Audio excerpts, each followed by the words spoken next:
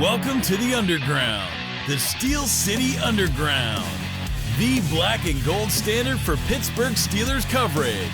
Now, here's your host, Joe Kuzma and Zach Celadonia. Hello, everyone, and welcome to another edition of the Steel City Underground podcast. My name is Joe Kuzma, and joining me, as we usually do, Monday morning quarterbacking a Pittsburgh Steelers game, but maybe with a little more enthusiasm than usual, but he's not going to be able to convey it because his voice is shot from yesterday's game. I want Zach Flash Celadonia. What's going on, buddy?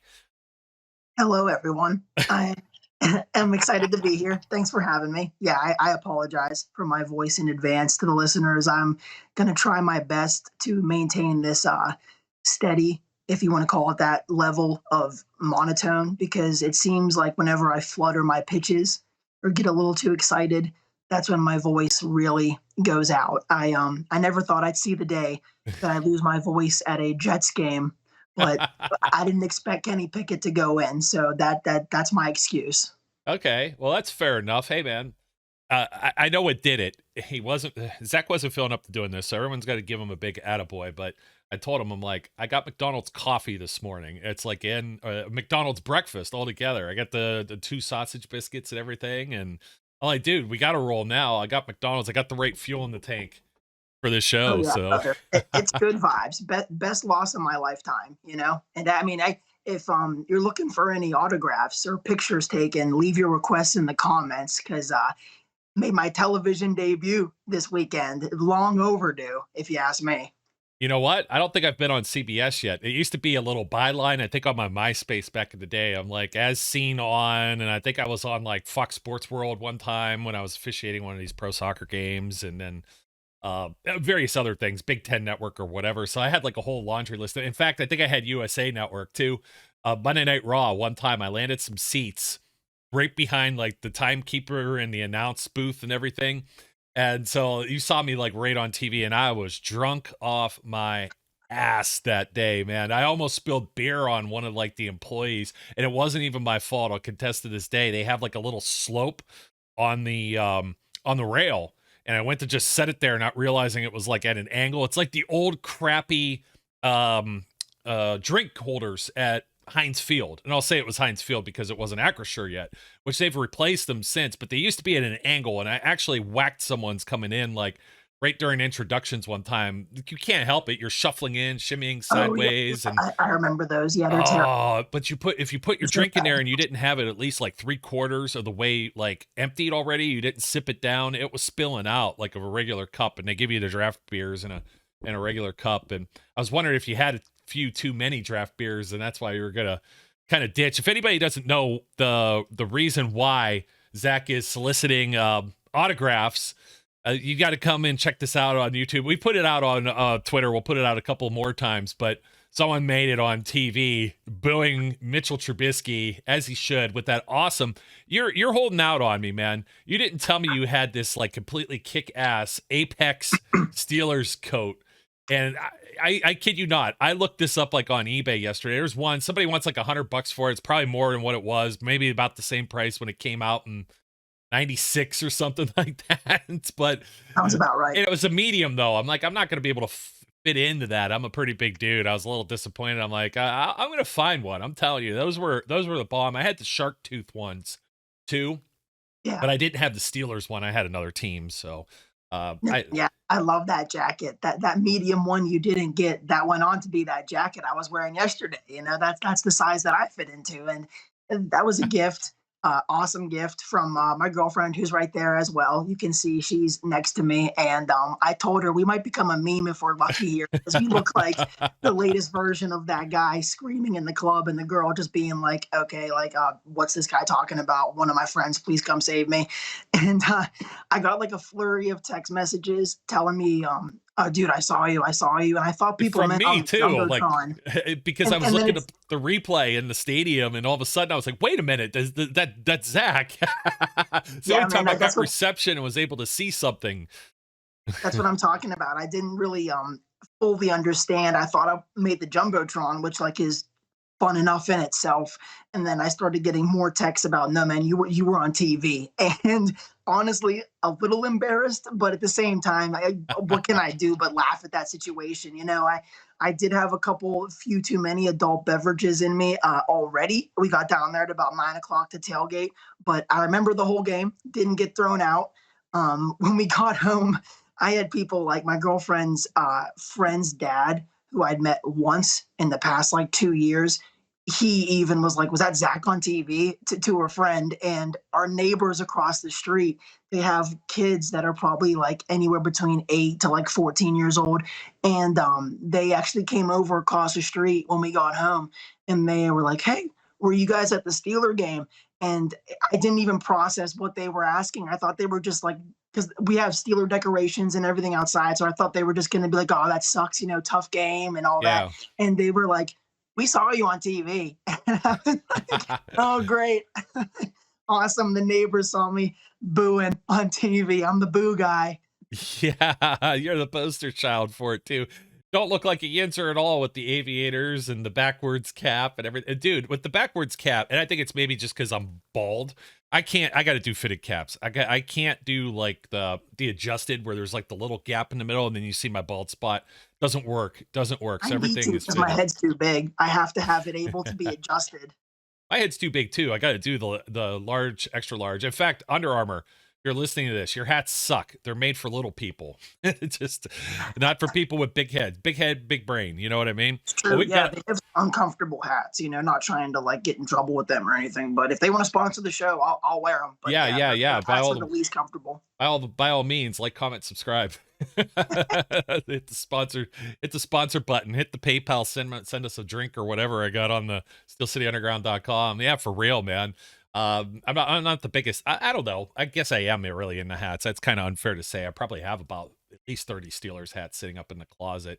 And this one, like I was just telling you off air, my breast cancer awareness one, still a Reebok one because it's my favorite one of the ones. Most of the crucial catch ones, they do some like, I don't know. It's like somebody just throwing paint at a wall or something like that. They just look like so not cool. Like, I don't know. This one was like the actual hat they had that year for the sideline cap, but then they put the pink stripes on it. But most of my older stuff I try and retire. And I guess that's going to segue into, we tried to go without talking about Mitch Trubisky. We haven't mentioned him for a good 5 minutes or so. You come right out the gate. What a game to come to, man. And you said it right. It's like, when does a loss not feel like a loss? And it still sucks it was a loss. I still think this was a must win for the Steelers. I think we were, when myself and Brian went through the schedule in July, August, whenever that was, we had the Steelers at like maybe 2-2 here, maybe at 3 wins before the bye. And okay, they're on pace. And I know most people are thinking, well, they're just going to drop 4 games down in a row because look at the schedule that's ahead with Buffalo and the Bucks, who aren't necessarily playing the best of football either. The Buffalo Bills are down some players and have some tough injuries too. It's in Buffalo. Everybody thought the Steelers would just lay down for that game last year. You never know. Eagles are the only undefeated team in the NFL. The Dolphins, you don't know what's going on with Tua or whatever, like how serious his condition's in. Those things could be really funky too if it's like any type of spinal type thing. I mean, I could take them out of football entirely. You know what I mean? We don't know. Like, I guess they said all the prognosis in that is okay. But still, you know what I mean? Anything's possible. I would think 2 is out for at least like 5 more games, man. I had a buddy tell me, actually the guy who's featured in the photo with me there, he's like, dude, I'd be surprised if 2 ever played again, to be honest with you. And I don't think that's that crazy of a claim to make. I think he's out at least 5 or 6 games after what you saw and after how careful Miami and the Dolphins have to be with the situation because they really screwed it up. I mean, it was all over national television how bad of a job they did, and they're lucky Tua didn't like get paralyzed, man. Like after what you saw, it was a brutal sight. Yeah, and being involved in sports for as long as I have, over 25 years in various different sports at different levels, like the head injury thing is really taken front and center the last 5, maybe even 5 to 10 years. And you can't play around with it. But the thing is, it's like, it appears, even though everyone's like, everyone's upset, it doesn't look good. The policy or the policies that are there, it seemed like they've kind of followed it. And, could you take an extra step if you feel something's suspicious? I mean, that's, I think, extra care to the player, protect the player from themselves.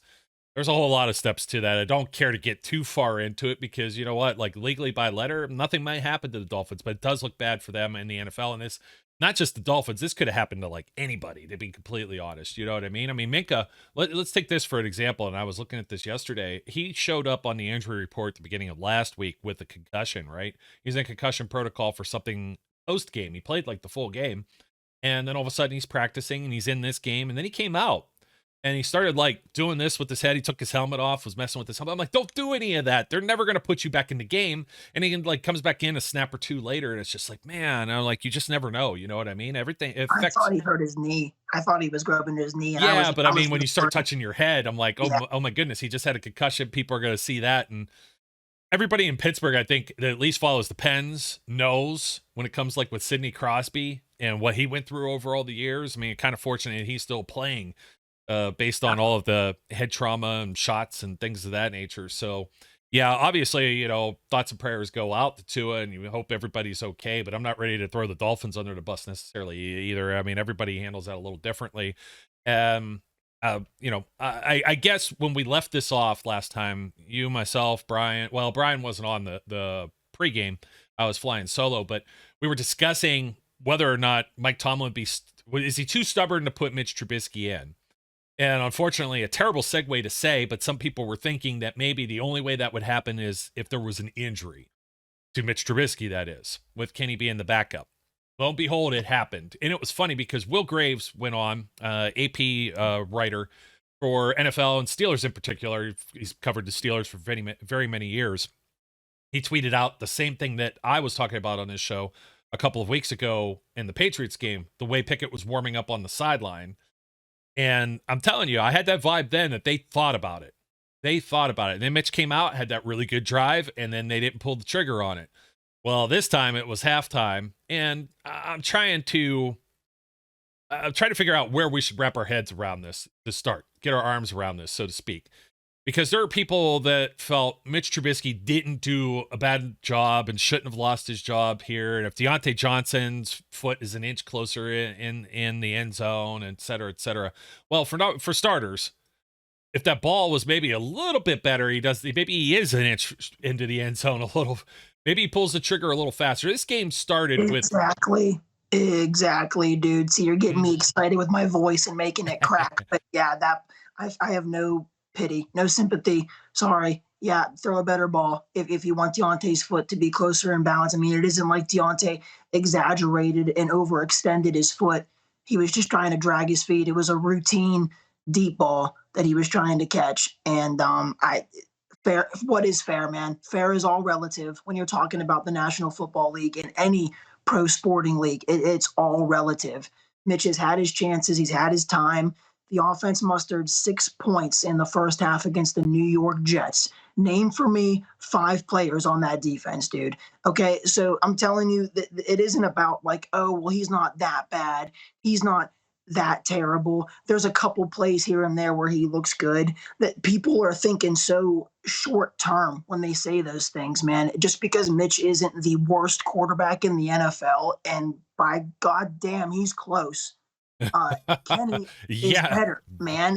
Kenny is better. It's that simple. And I'm sorry, but if you couldn't tell the difference in the offensive success the Steelers were having before Kenny and then after Kenny, I can't help you understand that. I can't put on like these glasses for you that'll help you see the game better, man. It is almost laughable. It is laughable how much better, how much painstakingly better the Steelers offense operates under Kenny Pickett when he's in control, when he's in the driver's seat. It's night and day difference.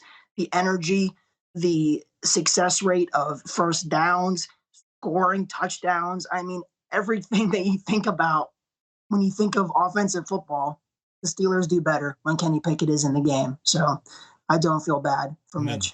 No, I'm 100% with you, and I'm going to break down some statistics and numbers that really show this. And this is going to be painful, but we've gone through this before. I updated the one This is shameless self-promotion of my Twitter, by the way. But it's just where I put it so I could find it easier too. Sometimes I put it out there.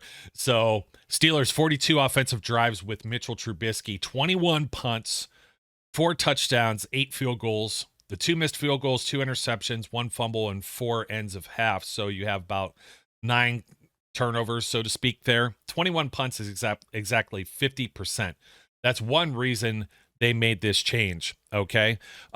Here's another change, and this stems from last week's game with the Cleveland Browns on the Thursday night game. If you combine Mitchell Trubisky's stats from the last first half drive in Cleveland through the 2 quarters that he played yesterday against the Jets, 19 of 37, that's barely 51% completed for 202 yards, no touchdowns, a pick, 4 sacks. He took 56.36 quarterback rating.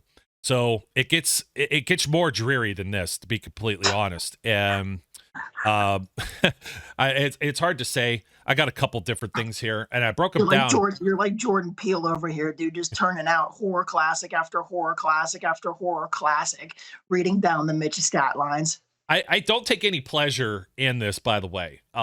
I think there was someone I retweeted. I'm going to find that actually. And they said it best, so they deserve the credit for this. Let's see if I could actually, of course, the Twitter machine is just kind of like, hey, we're not going to load this right away. Let's see what I got here. And yep, here we go. Found it. So let me pull this up because this is perfect. This is from Mr. Hammers with the Z. It's nothing personal. This is a business. He, meaning Mitchell Trubisky, had more than ample opportunity to be the guy. Took first team reps pretty much all the camp preseason and a quarter of the season. Nice dude, not a franchise QB. Sorry about it. So this is how I feel. You know what I mean? I wanted to be proven wrong, just as Pickett made me change my mind about playing a rookie quarterback. And he made me change my mind. It made me change my mind even more so when I saw what he did yesterday, but a little bit more about Mitchell Trubisky, his completion percentages through 4 games, 55.3, 63.6, 62.5, and 53.9. Kenny Pickett, 76.9, by the way, yesterday. None of the balls that he threw hit the ground, which I believe was an NFL record for a number of passes taken. I know 3 interceptions, but we'll get to that. Trust me, we'll get to that. And then yards per attempt for Mitchell Trubisky, 5.1 in each of the first 2 weeks, and then 6.5 for each of the next 2. Kenny Pickett, 9.2 in 2 quarters yesterday. It's very much night and day, but wait, there's more. Is that Billy Myers, the Flex Seal guy? So we go and pull up. I did it by halves, including the overtime. For those who could see it on YouTube, I've also put this out on my Twitter, Joe_Kuzma.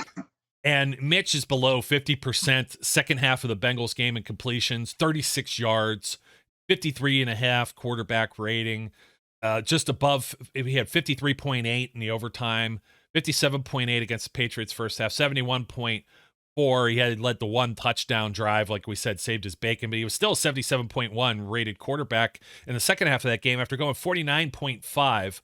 Against the Browns, he was a little better first half, 94.7 with the 71.8 rating. But the problem is he went from, and it was basically checkdowns too, because if you take a look at like the yards per attempt, they do change. He hit a couple extra ones, but dude's barely getting like 100 passing yards per half. You know what I mean? That's not just going to cut it. And the completion percentage is all over the place. So in this Jets game, he went 7 of 13, 53.8 for 84 yards, 6.4 yards per attempt. He had the 1 pick. He took 3 sacks. He was a 41.8 QB rating. They weren't getting the ball going. I heard on the broadcast as I was rewatching the game, and I took a note of this, the Steelers had 12 3 and outs. They added 1 more after, who was doing the play-by-play? Greg Gumbel? Yes. Yeah. And so they ended up having 13 3 and outs, which was the most in the NFL yesterday. It was 12 before that, or 12 up until that point, where there was about 2 minutes left in that first quarter. That just doesn't fly. Now, there's a few different things here with Mitch holding on to the ball, running up into space. Like, you take a look at the difference. Like, he holds the ball, he's thinking too long, he's taking sacks, he moves up. He doesn't necessarily always stay in the pocket. Whereas some of his decisions, was he playing a little bit better? Yeah, but I think it was a little too much too late, and they still weren't generating some stuff. You said 6 points. Now think about this. It's a 51-yarder from Chris Boswell, and then if Mitch didn't take that or get the roughing the passer, they end that half with no points, and it also took Chris Boswell for an Acrisure/Heinz Field record and career long 59-yard field goal in order to get the 6 points. They were down 10-0 against the Jets. I know, man. I know. It felt like a preseason game. It felt like a genuine preseason game, and it was such an eerie, just boring and negative experience throughout the first half. I was around people at the time that were expressing. I could hear them talking, saying it was their first Steeler game, and I was like, "I'm sorry, man. Like, it's normally a way better time than this. Everybody is excited, even if we're not winning. If it's a close game, like the vibes are up, people are happy, they're having good times. Like, yeah, you're gonna have arguments amongst fans, but it just didn't feel like a regular season game yesterday at all until they finally made the switch to take Mitch out and put Kenny in. I feel like, there's a lot of things that we can point at on the stat sheet that are clear as day. And if people want to refer to them, they can. Like, there's literal proof in the numbers that you just read off about Mitch's performance throughout the first 4 weeks, and then what Kenny did in his limited opportunity. Night and day difference. And there's something to the simplicity of this all, of everything. You don't even have to look at the numbers to look at yesterday's game when you had the offense so sluggish and so counterproductive in the first half. Almost nothing was working. Granted, there wasn't all on Mitch, but Mitch wasn't doing anything to help the situation. Kenny goes in there, and one player in particular who had his best game so far this season, broke 100 yards for the first time so far this season, was PFF's highest-ranked Steeler yesterday. Here's George Pickens. George Pickens was spotted by numerous people, again, around me in the crowd, that I missed this part, but I take it as truth because I heard it from enough people. After Mitch's either last bad throw or second to last, it was towards the end of the first half, George Pickens lost it on Mike Tomlin.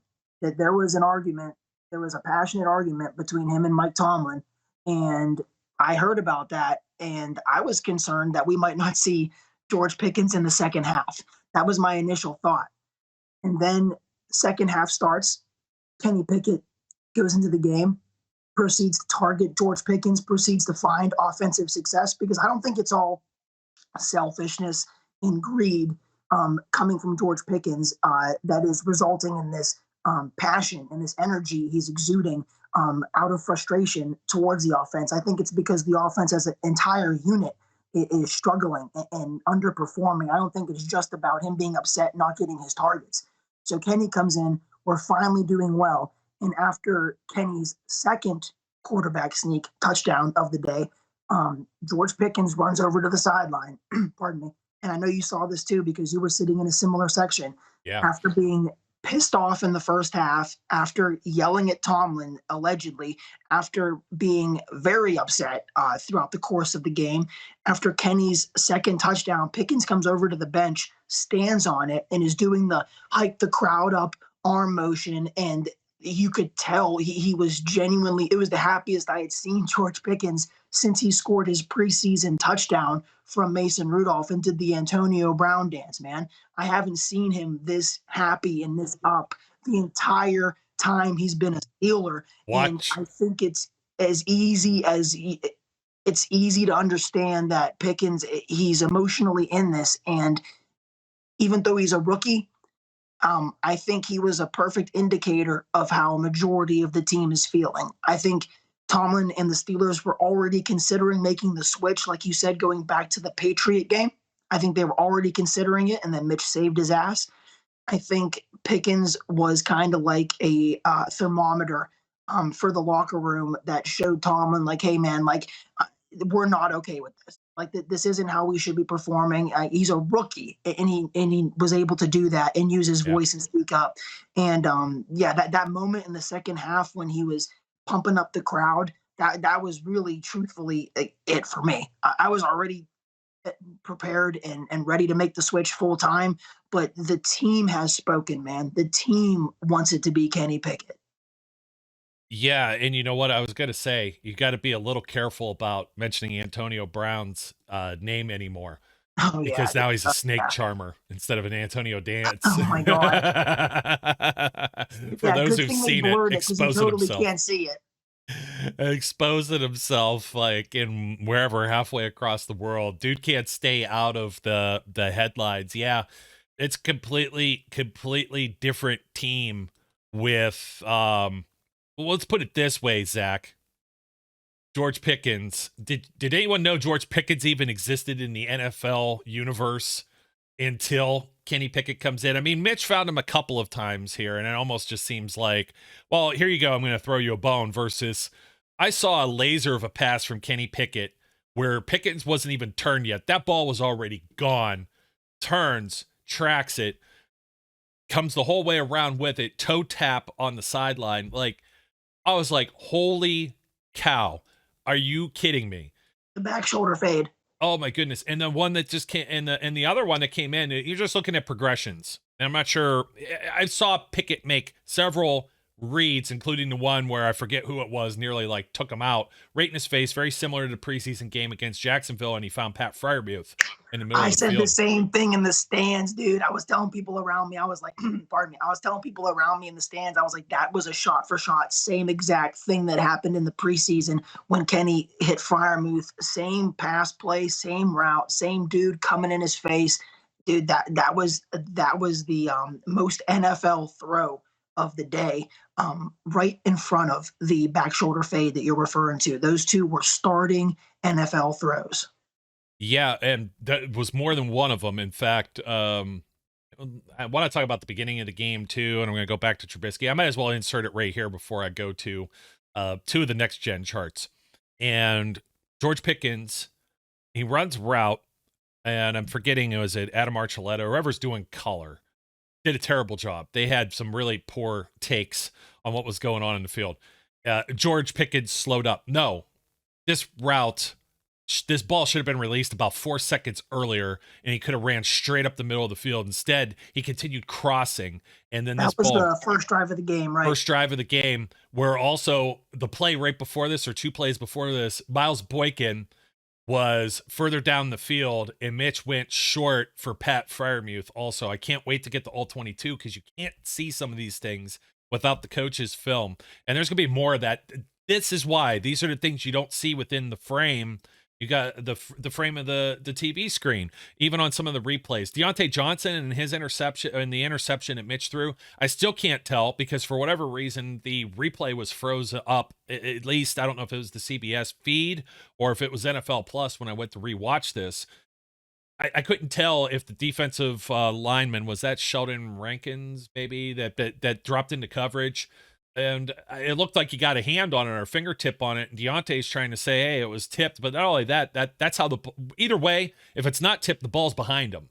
And I understand you're in the NFL and it hits your hands. And we're going to say the same stuff about Kenny Pickett here in a minute, because there's a lot of people throwing around the word 3 interceptions, which is probably not fair in the whole context of this game. Yeah, 3 interceptions, 1 for sure, Hail Mary. Don't even put that on the stat sheet. Don't come at us, bro. That one don't count at all. I'm gonna let Mitch's go too with Deontay Johnson. I mean, that's right there, and even if it's tipped, more than likely he should grab it. But he tips it, and that becomes a tip drill, and it becomes a tip drill in the other circumstances as well. I've defended, I don't know how many countless quarterbacks, Lance Jones, Mason Rudolph, with a lot of the same things where it shows up on their stat sheet as being interceptions, and it might not necessarily be their fault. It comes off of Dante, not Deontay, although it might get there, Butterfingers. But then he nearly makes like that play, like trying to stay in bounds and also hold on to the ball. And just the concentration to be able to do that. It's like, well, probably the best incomplete catch you're going to see for a while. But we pull up some of the images, and this is another reason with Mitch. And this was through week 4, I think. They had compiled on Next Gen where he's going with the ball, and like his completion percentage everywhere. He's got like these little sideline routes, And those are the ones where he's hitting, or he's really short within like probably about 5 yards right in the middle of the field. So unless it's like literally at the line of the scrimmage on either side of the field, left or right, this is weird. It looks like a chessboard. If you're able to see this, there's just like an X. There's actually 4 grids because it goes from 20 yards or longer. And he's got like they're all in the red. Like none of them are good completion percentages. There's certain areas of the field where they're going to dare him to throw or not throw. If we have this information, other teams have this information. They have analytics departments. You know what I mean? So the other one that I had that I pulled for this was Kenny Pickett's completions yesterday. And I understand, yeah, he had the real deep INT. You could see the red on there. And then he had the one that he went to throw to Freiermuth, and we'll cover those in a minute. But a little more spread out. I really wanted to overlay these compared to where Mitch's were. And I know it's just a small sample size of 13 attempts. But these are getting downfield. These passes are moving the change. You're not already behind like 3rd and long, 2nd and long. Penalties. Penalties a killer too. Sabotaged both of them, both quarterbacks yesterday. There's many other things to look at besides these interceptions. And we're going to get into those. I mean, they hit their hands, particularly the one with Chase Claypool. There was a very similar ball that was thrown by Trubisky earlier that wasn't completed either. That could have been. And that play, the second one with Kenny Pickett that turned into an interception, I think they had a go route streaks on both sides of the field. And I think he chose Claypool. And so he goes left instead of right. I think it might have been Pickens on the other side. And the safety help came over that way. You know what I mean? What else are you going to do about it? I mean, there's not a whole lot else, you know? Yeah, there's not really much more that I think I can add to this. I don't think the interceptions are on Kenny at all, and that's going to surprise no one. Here comes apologist Flash, spinning his narrative the way he wants it. But truth be told, I was being texted after the game and talked to on Twitter about like the Kenny Pickett interceptions. And I was like, everybody hold on for a minute. When did the 3rd interception occur? Because I know that we're not seriously using a Hail Mary interception in debate. Get out of here with that, dude. That one clearly doesn't count. Okay, game was over. The Freiermuth one, that seems to be the one that I've seen that is the most controversial and the most polarizing, because it was a drop by Freiermuth, a clear one, but it was also a poor decision. So if any of the 3 of them are going to take any kind of heat, I would understand the frustration and the pushback with the interception to Freiermuth. The Claypool one, that's 100% on Claypool. Kenny put it, when you really slow it down and look at it, the ball was right where it needed to be. Put it right on Claypool's like face mask. And Claypool, instead of catching it, he almost like spiked it volleyball style to the safety who was running over. And the fact that was Kenny's first pass, I mean, I don't think enough people are talking about that. That's a good thing that he was like, let's go, man. Let's take a shot. Like all the stories about him being a gamer and a baller, you could see it yesterday. He was doing like all the immeasurable things right. Like he has it, man. We all talk about it. What is it with the quarterbacks? Kenny was displaying it yesterday. I think if you're focusing on the interceptions, you don't know ball. You just don't. Like it's easy to look at the 3 picks and be like, oh no, 3 interceptions. Man, 95% of those turnovers were not Kenny's fault. I'm totally there with you. And the Claypool one, he's like 6'4", and LaMarcus Joyner's what, like 5'10", 5'11", 5'9", I think. Yeah, they made LaMarcus Joyner look like an all-pro at times, which was very unsettling. I mean, how else are you going to say it? And like 6 points to the Jets. Everyone forgot it was like 10-6, and because they had an untimed down penalty, it could have been much worse if they don't make that change. 2 touchdown drives from Kenny Pickett, and I understand he didn't throw to touchdowns, but let's talk about this in general too. The first pass that he throws, yeah, it's picked. It's a deep pass. It seems like there's a different level of confidence that Mike Tomlin has and the level of confidence that Kenny Pickett has versus with Mitch Trubisky. Either Mitch doesn't have the same level of confidence or they aren't calling the same plays. And I hate to say it, the play calling, the offensive line, the skill position players are all the same people that are in there, right? So what changed? You got Kenny Pickett. That was the change in there. And they go for it on 4th down, 4th and 1, and he sneaks it. He sneaks it on the goal line. I don't ever know. Correct me if I'm wrong. Did Ben Roethlisberger ever sneak this? Is this just trolling on him or what? Twice in the same game. Twice in his first start. Yeah. Well, let me pull that back up. I mean, the next gen, these passes are going beyond 10 yards or at 10 yards. They're moving the sticks. Like, there was an actual first down without having to go 3rd and 5 and like try and like squeeze every last drop and wring it out of the offense. There were actual first downs. Offense, man. Totally different offense, but not different offense. It's the same play caller, like you said, same protection, same receivers, but we operated at such a higher efficiency with Kenny Pickett. It's, like I said, it's laughable. Like, a totally different offenses, a totally different energy in the stadium, way more. And that's a Pittsburgh Steeler first down. That was like a frequent thing in the second half. It happened little to 0 times in the first half. Or in the Patriots game. Yeah, thank you. Yeah.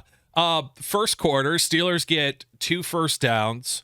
Let's see. And 2 first downs. The Jets had 2 first downs. 3rd down efficiency, though, for the Steelers. I guess maybe one of these was by penalty, maybe, because they have it listed as 1 for 3, 33%. Second quarter, the Steelers were 0 for 3 on 3rd down efficiency. They had 6 total first downs, as did the Jets. In fact, sometime headed into the second quarter with that Jets drive, they were up like 3 minutes already, time of possession on the Steelers. It ended up being almost damn near even by the end of this game. But third quarter, Steelers, let me see here, 3 of 4, 75%. And they had, let me see, I'm trying to read this, but some of this is like passing by penalty. So they had 7 total first downs. So they were getting and moving on not only 3rd down, but they were collecting first downs before that. And then in the fourth quarter, they were 2 of 2 3rd down efficiency also. Very interesting stuff. The biggest thing is, yes, did the turnovers play into this? Kenny said in his post game, maybe he should have thrown the one ball a little higher or away. But I mean, it was up there with Pat Freiermuth. The Freiermuth one. Yeah, even he's saying that's the one that he wishes he could tweak a little bit. But yeah, it was there. It was through Freiermuth's hands, man. And I appreciate Kenny taking the brunt of the blame. I liked his post game interview a lot, though, because he doesn't seem golly shucks about the moment or appreciative of the moment. He seems pissed off, and he said specifically he can't wait to get back out there so he can get a victory and wash this taste away.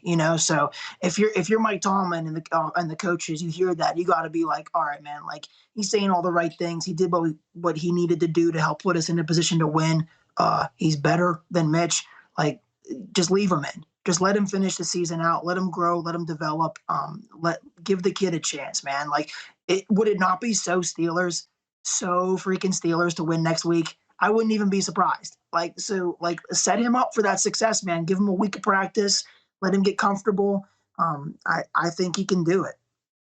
There's been a lot of talk about that. Couple things here. We almost need the graphic. The lightning bolt. Do you go back to Mitch? How do you go back to Mitch? Can you go back to Mitch? No, there's no possible way. Should the Steelers have started Kenny Pickett in this game with the 10 days rest?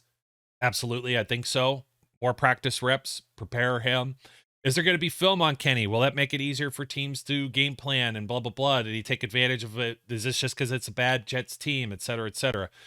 If you just see the way the offense moved, that was the longest scoring drive of the season in terms of plays and time possessed. That second half was so different. If it wasn't for the Freiermuth play, maybe forced. This is where I don't agree with the color in the play-by-play. Oh, that ball should have never been thrown. What are you supposed to do? If he's trying to throw it, either he's trying to hit Pat or he's trying to throw it out of bounds. Maybe he makes it a little more of a statement by just sailing it. I feel like They taking were, a sack is the rookie move there. I feel like if he would have taken a sack, that would yeah, have been the rookie move. I think it was more of an experience move to try to hit Freiermuth, and again, went through his hands. went through his hands. Would you have blamed Ben Roethlisberger for that? Absolutely not. And I mean, that's the thing I'd always been making over the years was people, good. One of our friends that we follow all on Twitter, I will protect the guilty here, but he was saying that they did Mitch dirty and maybe they didn't treat him right. And then he was talking about the Kenny chance. And I'm like, did you happen to see the preseason where they booed Mason Rudolph? And it's like, I've been trying to defend the same way. People are like, oh, Mason Rudolph didn't even lose the Lions game. It was a tie. I understand it wasn't a win, but it wasn't a loss either. And you had fumbles and you had weather and you had all of these other things that transpired in that game. So this isn't like anything new coming from me. Many times I'd said the same thing, good Ben, bad Ben, but there's times where things hit other players in the hands and you're like, okay, you can't necessarily fault him for those decisions or for whatever the result of that play is. And unfortunately, the Steelers were burning some nice clock. They got the defense out of the box. You were able to run the ball with both Najee, who still looks a little more banged up and worse for wear, but he had his highest yards per carry for the year. He had his most rushing yards for the year. I think the Steelers, did they total? Let me see here. I think they actually may have they topped the 100 yards rushing overall, 119 if you include Pickett. Pickett, no hesitation, by the way. Mitch, he starts to move up, and he took that sack with, like, you could see, like, crop circles on the field. Oh, I know. And he hesitation, but Kenny in the same position, no hesitation. It's just a difference there's just a lot of hesitation from Trubisky. Could he possibly have been that guy? Yes, but like we said, we're just stats whoring sometimes, but there's just too much of a pattern that was shown there that had been carried over here. And perhaps maybe you're right. Maybe he's not the right fit for Matt Canada's offense. Okay, so now don't put him on the field. You got to go with the rookie. And I think maybe with the full week, it's not like Buffalo's unbeatable. Everybody has them as a Super Bowl favorite. But if you go in there with Mitch Trubisky and you want to talk about maybe a Mitch Trubisky revenge game because he was just there as the backup in Buffalo last season, that's about it. Like, I wouldn't feel good about going there, especially with the way the defense played. The defense had the opportunity to close the game out several times. Minka nearly grabbed this interception that would have been like Steelers lore, the one where he's kind of chasing Zach Wilson from the out of the backfield, and he goes to like underhand toss it or whatever, and looked like a basketball like type situation there. Like, he was funny. TJ Watt did that in his college highlight tape. Is he had somebody throw like a swing pass and he went up to bat it and he just caught it out of the air. And I think he scored a touchdown, or I don't know if he scored, but yeah, that's when you can pull that off. That's true athleticism, because that ball's coming at you a million miles a minute.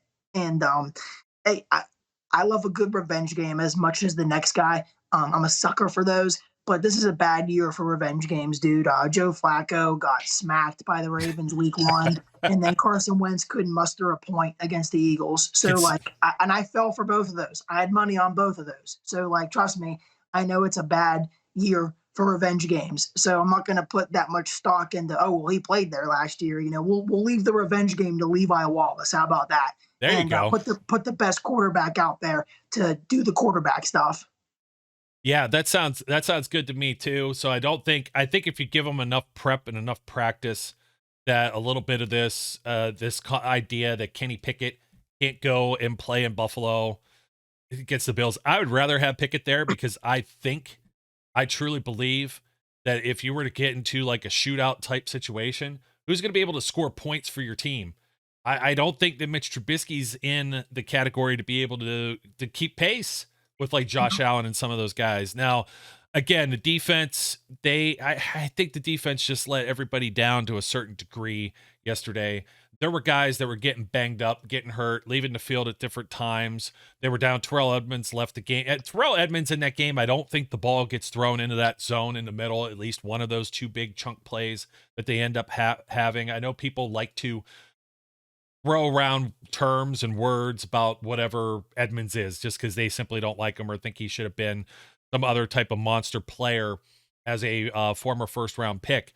But you take a look at what some of the Steelers have, and there's rumblings too now about whether TJ Watt, this is now How many games are we through now? 4. So I think he had to sit 3, or was it 4 for injured reserve? But the whole TJ Watt thing about how the Steelers can't win without him, is it 4 for IR now? Yeah, I thought so. They changed it from last year. So plus I wasn't sure if he's fully recovered from this injury yet. So do you rush him out there? Does he make that big of a difference? Well, he's defensive player of the year. They're trying to fit in DeMarvin Leal as an outside linebacker when they've been playing him as basically like a defensive end, defensive tackle, like a Cam Hayward style type. But they've been playing him with Alex Highsmith instead of Malik Reed. It shows you there's a depth issue there. They were playing 3 inside linebackers on the field multiple times throughout the game with Miles Jack, Devin Bush, and Robert Spillane. Maybe that was just to make sure that they can mitigate any type of run or rushing offense. And they held them lower than, I mean, I guess it's a small victory, 98 yards. It's under 100. So, Yeah. you know, it's just they were trying to do some other things, but you didn't have a Killer Witherspoon out there. So you had to have Cam Sutton, Levi Wallace strictly play on the outsides, Arthur Millette in the slot, who also got dinged and had to leave the game at one point too. And let me see, Minka left at one point. So you had Miles Killebrew and Trey Norwood in there. Got a couple of dudes down on offense. When you're going down 3-4 players, it starts to look like the way it was last year, because you can't. The Steelers' depth usually comes from drafting because they already have guys that are slotted in. This is a young team, so you don't have guys already slotted in. There is only one, and he still leads the league in sacks, at least as of this recording, and that's Alex Highsmith. And if you go back, I tweeted something the other day about this, but I've updated it. 16 games since becoming a full-time starter against Seattle last season. So this is when the Melvin Ingram stuff came out and that he wasn't going to be playing and getting benched. Alex Highsmith has 84 combined tackles, 11.5 sacks, 19.5 tackles for loss, 23 quarterback hits, and 2 forced fumbles. That's a force. That's a guy that's going to be earning a paycheck sooner than later, continuing that. But most people aren't looking at the latter half. It's almost a full season's picture there. If you want to add one more game and see what he does, maybe against Buffalo, maybe add something else to this stat sheet. But he's kind of out there by himself. He's almost on an island. They're still not putting the pressure on the quarterbacks. They're not getting there. That's what's leaving quarterbacks time to find that middle of the field, that open zone that's sitting behind these inside linebackers all the time. And I'm kind of tired of seeing Robert Spillane in third down situations. I think the whole town is, man. I think the whole town is sick of it. Is what I'm saying, because Spillane is he's always kind of held on as this try hard and such a Pittsburgh linebacker, right? But he's always been average at best, and his kinks in his armor are really starting to show. And his tenure here is running a little dry, in my opinion. Maybe he's a better special teams player. I think the root of all the evil with the defense, honestly, is the pass rush. I think that is TJ Watt that important? Well, yeah, clearly he's the defensive MVP, but you have to imagine he wouldn't fix all the running game woes. But the fact of the matter is, when you can't generate any pressure and you can't rush the passer at all, then the running game becomes that much easier. It's like a trickle-down effect. And the Malik Reed experiment has not worked. I was rather optimistic for him, but all he's done so far is provide, I believe, 1 holding penalty, which essentially is a sack, but there's just no fire. There's no juice behind Malik Reed. He's not getting the job done. As evident of what you're talking about, they're using DeMarvin Leal as an outside edge guy along with the D line, kind of like a tweener. So whereas we thought we had the DeMarvin Leal plan figured out, and they were going to do strictly D line with him, now it seems like they're stuck mixing him up and potentially risk slowing his development on the D line, because now they have to use him as a rusher, and he's really not I still like the draft pick, and he had a couple good plays yesterday, but he doesn't have the Lamar Woodley skill set to be able to do, it isn't as easy as you think, just going from defensive line to edge rusher. So I'm not really excited about that plan. Trey Norwood had a good game. I do find it morbidly funny, I guess is a good way to describe it, that it doesn't scare me at all that the 2 guys who seem to get hurt the most and need the most medical attention are Cam Hayward and Minka Fitzpatrick. That doesn't give me a heart attack. every single time it happens, right? No kidding, man, especially near the end of the game. And how about this rule? You had 2 players get hurt. I think this was during the Edmonds. I think Edmonds got hurt maybe within those last 2 minutes or whatever it was too. Or maybe it was that Minka was down. Maybe it was when Minka was down. But the Jets had an injured player too. And I understand the rule is, okay, you don't want to cheat. You don't want to give a team a free time out. So the defense, they sit, oh, I'm hurt. You're going to stall the other team's offense. You're going to get some time to regroup on the sideline, get some water, get some coaching in, a lot different than like a 25-second play clock, right? But both teams had a guy down.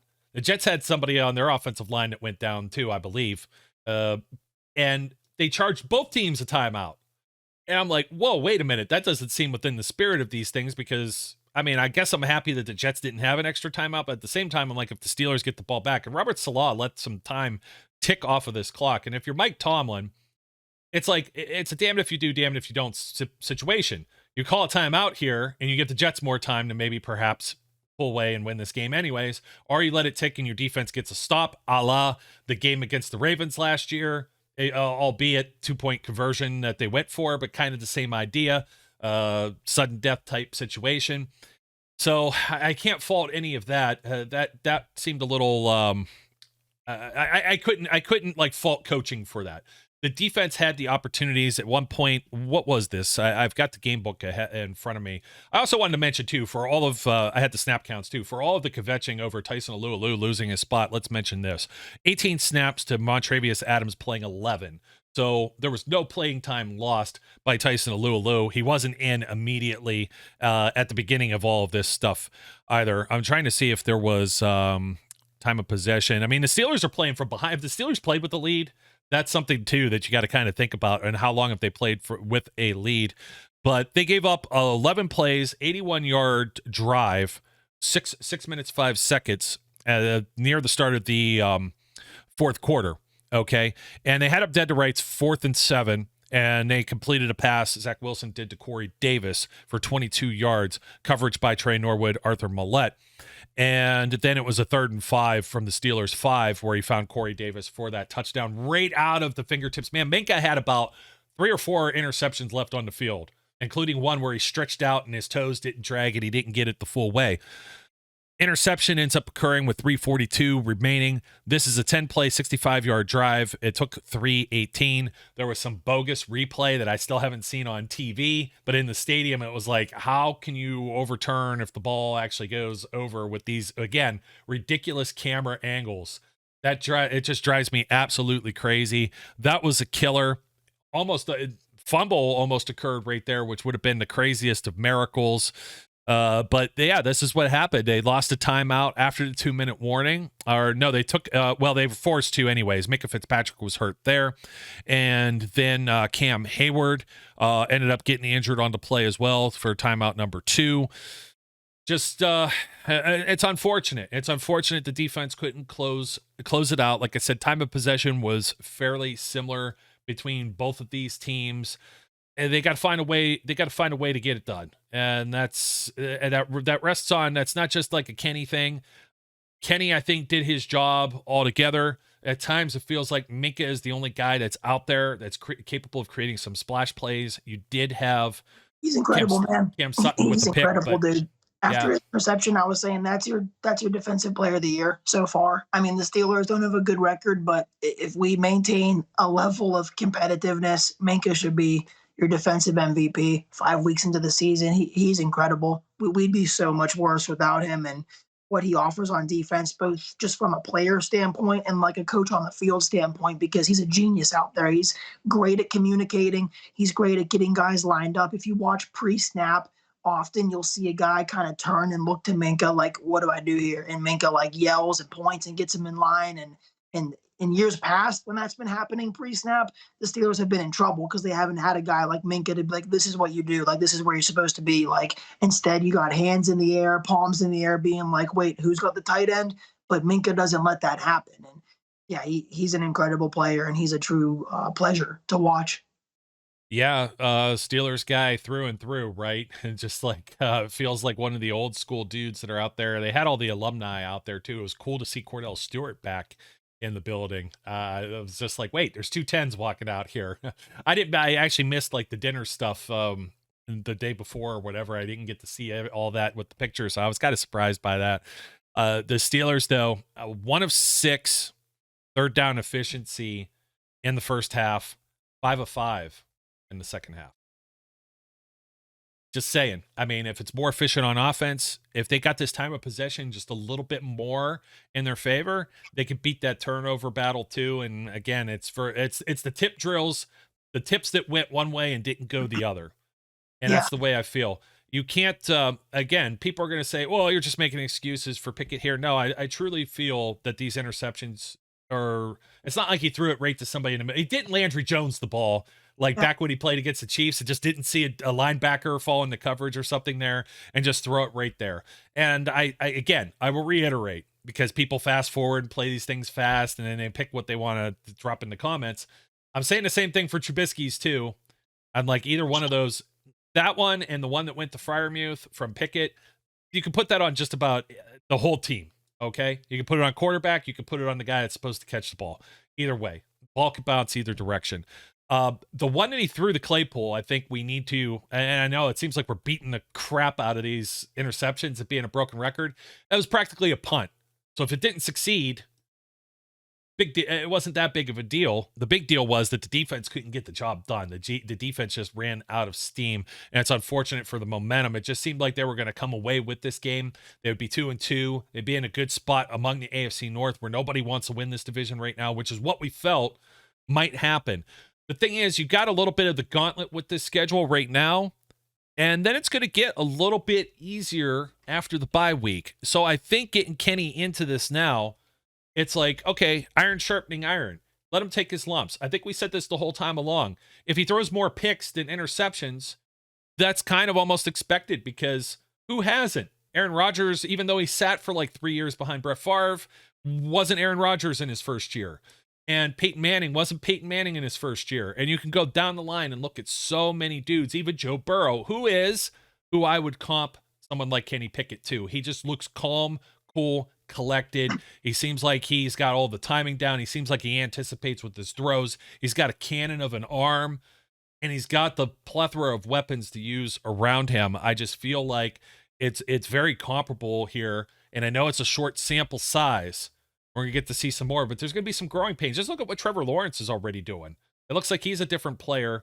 Of course, he has different coaches there, I understand, but still, he looks like a different player this year as opposed to last year. Zach Wilson, he's getting, as I should mention this too, Bill Hillgrove, and he was saying he was taking live bullets, but Bill Hillgrove, Stan Savran in the postgame, both guys, especially Hillgrove. You want to talk about Hillgrove, even keel.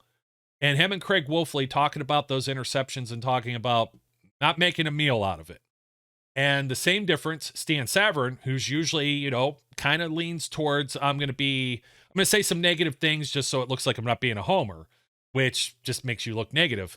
Charlie Batch, though, is the one that was proposing that, well, maybe you still leave Mitch in there, blah, blah, blah, because he comes from a situation where he lost his job, and he was a former whatever round pick, second rounder, I think, with Detroit, lost his job for the young guy. But he's talking about like, well, they put the young guy in better situations with the football, et cetera, et cetera. This wasn't a better situation thing just to make Kenny Pickett look good at all. It's not exactly what we were saying earlier. Same play calling, same players out there on the field. This isn't like preseason where he's playing with 2s and against 4s or whatever like that. This is almost all of the same stuff, except you changed one component. And we saw how much different Najee Harris was. We saw how much different George Pickens was. Deontay disappeared here. Claypool shouldn't have disappeared here. And Pat Freiermuth was still a dude, but had the tip drill. I think that about does it for me, man. I'm just... Yeah, I mean, what else is there to say, Joe? What else is there to say? And I doubt people want to hear much more of my prepubescent voice that I have, sounding like I just met my first crush for the first time in the hallways of 6th grade. But dude, leave that picture up, okay? Kenny Pickett, you know what's funny about this? Someone pointed this out on Twitter. Him and Ben, same outfits for their first live action. Ben had on the baggy brown sleeves, 2 gloves, and the QB coach thing on his left wrist there.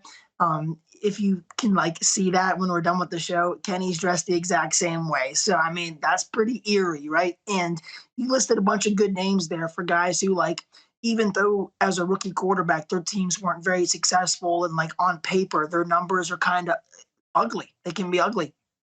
I really like the Josh Allen conversation because whereas I'm with you, Kenny Pickett's game reminds me a lot of Joe Burrow and a hint of Justin Herbert. Those are the two that I've been clinging to since like the draft process with Kenny Pickett. I think that Josh Allen, when you look at his rookie year, Josh Allen, like the Bills weren't good when he was a rookie and his numbers weren't anything to really turn your head at. But what Josh Allen displayed on the field and the immeasurable things and the raw talent and the energy that he brought to the offense and confidence in the guys around him, that is stuff, pardon me, that you can't see on the stat sheet. You can't see an immediate payout with a Super Bowl trophy as a rookie. But it was enough for some fans like myself and Buffalo Bills faithful to be like, I mean, this kid is going to be good. Like he's got it. And I think Kenny Pickett, after his first live action yesterday, it's very similar to that. Where like we didn't come away with the win. The numbers aren't that great. I mean, really high completion percentage and a way higher average than what Mitch was throwing around.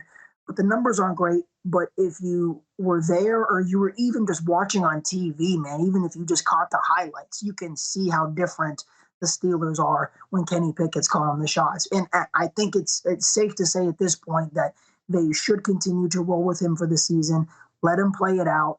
Hopefully he continues his progression. And at the end of the day, you have to figure out what you've got in the kid. You can't let him sit any longer, man. He's 24. All right. He's 24 and he's the best quarterback on the team. So he should be playing. Agreed. Hey, I like bringing up young Ben. I like bringing up Josh Allen. Let's take a look at it. This is the one Sir Ben Roethlisberger. I don't know if he was ever knighted, but he should be, at least in Pittsburgh. Very similarities. He came in for Tommy Maddox getting hurt in a loss. First game was a loss into the Ravens, 12 of 20, 60% completed, 176 yards, 2 touchdowns, 2 interceptions. So what happened with Kenny? And he got the 2 that he ran in, 2 touchdown drives there, 2 interceptions. Okay. 3, if you want to talk about the stat sheet, nerds. That'll stick because you're going to look at you look at Ben's first year, 17 touchdown passes to 11 interceptions. Yeah, he had the defense behind him. Yeah, they could run the ball.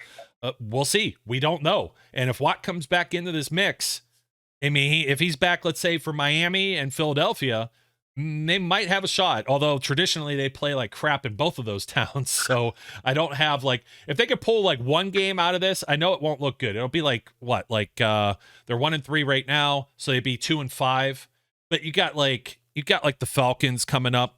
You've got I know the Falcons end up beating the Browns, so it doesn't necessarily be it's not the most promising future, but the Saints are in disarray. You've already handed the Bengals a loss and you get them at home. The Colts aren't necessarily a good football team. The Ravens is always a close game. The Panthers and the Raiders are not good football teams right now either. And you finish with the Ravens and the Browns also. It's a different schedule once you get over this hump, and I'm not going to say that the Bucs are playing the best of football at this moment either. It's going to be, and you got to see again what happens with Tua and stuff like that. It's a little early, a little premature to bring up some of these things. Let's take a look at Josh Allen now, since we already mentioned Buffalo as part of this, and you might be able to see this, you might not, but he had a bunch of games here where he's 54 completion percentage, 68, 48, 52, 58. 42, 54, 50, 50, 48, 65. He finishes the season 52.8, 2,000 yards, 10 touchdowns to 12 interceptions. And do you think anybody was sitting there thinking that he's not the future of the team? Or they were thinking maybe we need to get more players on defense. Maybe we need to get him more playmakers he could throw to. Maybe we can get him. So there's going to be some fill in the gaps here with the Steelers. Left guard, it might be one of them. Kevin Dotson. I'll tell you, I'm like the offensive line has played well enough. There's some pressure here and there. It's going to happen, though. You can't expect perfection on every single play. So I'm not actually saying that. And again, if everyone's going to be like, you got that from just 2 quarters of football? No, he could stink like the rest of the year out. But you know what? I want to be able to see if he stinks or not so we can make those determinations. And still enough. You go from here. We're 4 games in. There's 13 other games to play, maybe 13 starts. did Ben get 13 starts, or he won like 13 in a row or something like that, right? So they went that season 14-2, 15-1. 15-1 that year. That's right. So they won one, lost one, and then he became the starter. So probably 14. Or does that include the overtime win against the Jets in the playoffs? I'm not sure if that does or not. That's not that important of a detail. You get where I'm going at. You're picking up what I'm putting down, lifting all the heavy weight here. Hey, my man, with hardly any voice. Thanks for taking some time out, getting some lozenges or whatever you needed. Maybe some McDonald's. At McDonald's, like I'm going to turn into that supersize me guy. It's going to happen. It's unfortunate. It's cheap. It's still like when there's inflation, you go to McDonald's. I need it. I need to be able to sustain. I need something for sustenance. That's where you'll find me posted up, picking up my orders or having them dropped off. I got one more for you before we sign off. Are you Gunnar Olszewski in or out on this guy? Man, I guess. I know. Out. Getting rough. I guess out. He's nothing. He hasn't earned the right to continue to screw up. You know what I mean? Like, so it's a cutthroat business.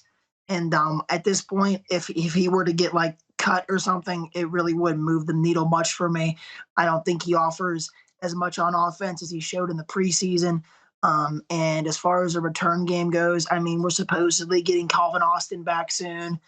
They have other guys who can do it. Steven Sims, too, is on practice squad. He's got to be looking over his shoulder. There's not a whole lot. You thought he might be adding a little bit to the run game or the pass game. And when you're not doing that, and then you also make the mistakes at special teams, it's a hot seat. It's a hot seat for sure. I've been disappointed with his play, and it has hurt this team. They could have really hurt them. It was a very similar play to what happened against the Patriots. Let's discuss one last thing here, too. I felt like all of these games were winnable. The least winnable game is the one that came away with the W in Cincinnati. They could have beaten the Patriots at home. Probably should have. They could have beaten the Cleveland Browns on the road. And I think another drive, maybe that drive doesn't end in a field goal. Like, with the way that first drive started, or the one drive where it ended, in a field goal, the 51-yarder. That was the one where Mitch ended up running up. There was a penalty there. I think there was a combination here. It was that wasn't the one. It was the one where the long pass was ruled incomplete, and it wasn't a touchdown. They took a penalty, I think, from Chukwuekorfor. I think everyone but Dan Moore had a penalty yesterday on the offensive line. These illegal man downfield things are just preventable. Someone told James holding. Someone told James Daniels he's not a receiver. It's like Mason Cole got tagged with something too. It's just all the way around, false starts and whatever. So they got to get together. But it was the non-touchdown, a penalty, and then another sack. And there were 3 sacks taken in that first half. And I think that's what really led to, with it being stalled and everything like that, the turnover. It really wasn't. It wasn't coming along. So I'd be very, at this point, disappointed if Mike Tomlin went back to Mitch Trubisky, because what are you gonna do? You're gonna go back to him, and I heard he was, crying over spilled milk about losing his job too, and he sounded very sour grapes. And it was like, dude, we had the numbers up.